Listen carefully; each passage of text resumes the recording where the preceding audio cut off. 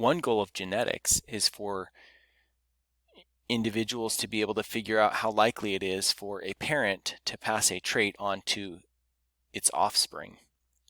This is based in the mathematical principle of probability. Probability is simply the likelihood that a certain outcome will happen. So for example, if I have a normal penny and I flip it, I have a 50% chance that every time I flip it, it will land with its head up, or 50% chance it'll land with its tail up. Or if I had a die and I rolled that six-sided die, I'd have a 1 in 6 chance with any roll that I would get a specific number. That's the idea of probability. So if we look at Mendel's basic law of segregation, or a model for that, it could look something like this. And you can see that this is kind of messy and looks kind of hard to understand, but let me try and explain it. So at the top, we're representing two parents. So one parent has specific alleles.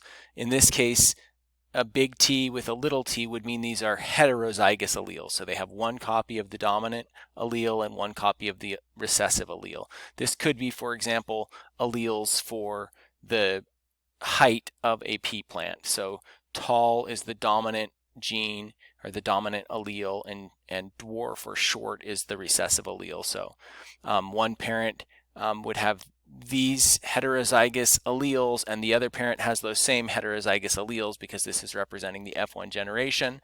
And remember, Mendel came up with this law or principle of segregation, which says that each parent can give one of the two alleles but never both. So in this process right here, label this segregation, each parent is giving either the dominant allele or the recessive allele to its gametes, but never both. So notice we've gone from parents to gametes here. So this is labeled as segregation, but we know now that we could also label this as meiosis, because that's the process where you take cells and you make gametes, diploid cells to haploid cells. So notice now we have these gametes, and the gametes in this next process here, this second step, are getting together to make new diploid cells. So we have a dominant allele from this parent getting together with a dominant allele from this parent to make a homozygous dominant offspring in the F2 generation. Or the dominant allele from this parent could get together with this recessive allele from this parent to make a heterozygous offspring right here. Or we could get the recessive allele from this parent with the dominant allele for this parent to make a heterozygous individual here. Now notice these two individuals have the same genes, but they actually came from opposite parents. So in this case, the dominant allele came from this parent, and in this case, the dominant allele actually came from this parent. And then our fourth option here is that this parent could give a recessive allele, small t, and this parent could also give a recessive allele, small t, and so you could end up with a homozygous recessive individual, right? So this shows all the possible gametes that could form and all the possible combinations of those gametes. This is a way to show the probability or the likelihood of an outcome. But it didn't take people very long to realize that this is a pretty weird looking way to try and show probabilities. And so other scientists developed simpler ways to show the mathematical probability of crosses. And one of those that we use a lot is called a Punnett square. It simply is a way for us to represent how specific genes in the parents could get passed to the offspring, and then what phenotype or actual trait the offspring could then have. So let's work through an example here. So imagine a green seed pod plant.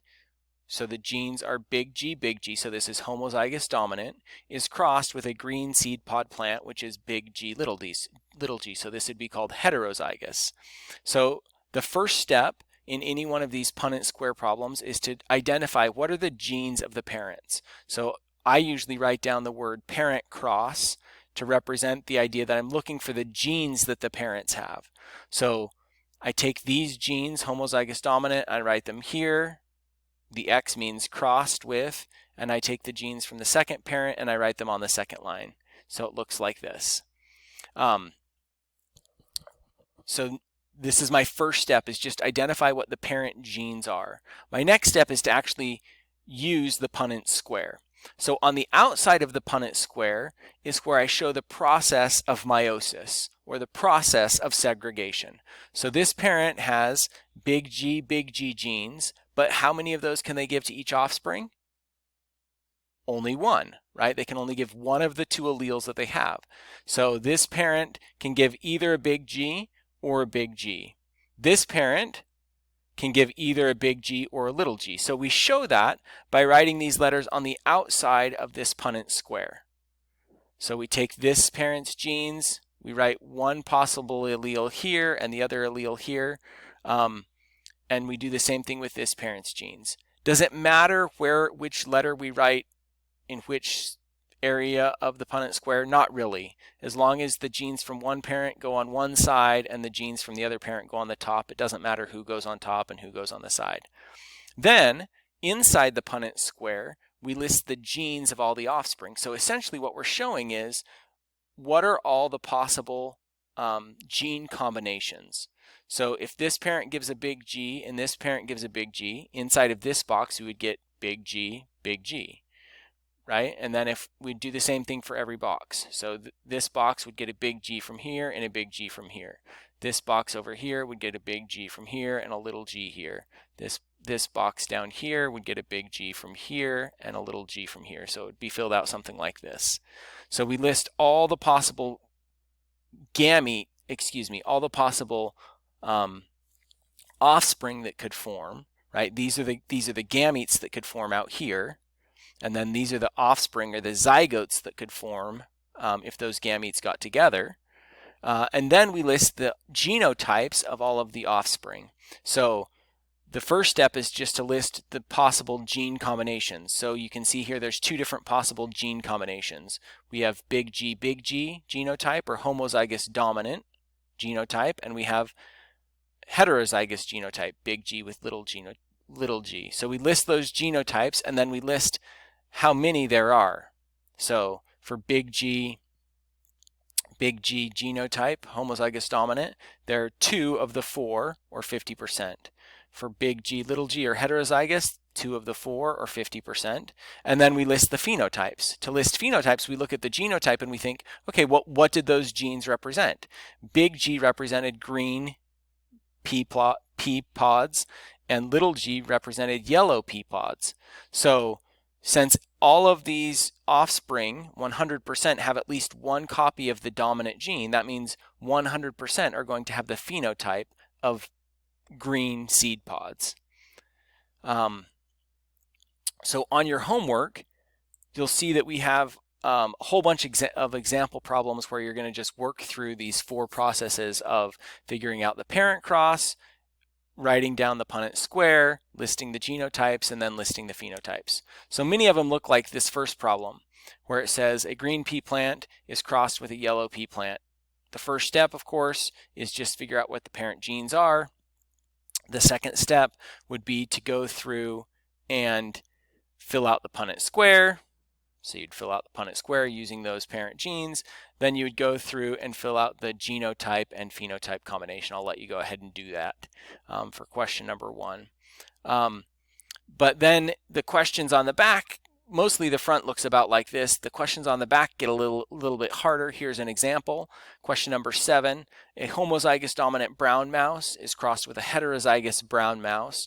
Tan is the recessive color. So you can see I haven't given you any genes to work with. You have to figure them all out from the words. So homozygous dominant means that this particular mouse has 2 copies. That's homozygous, means 2 of the same gene, and it's the dominant gene.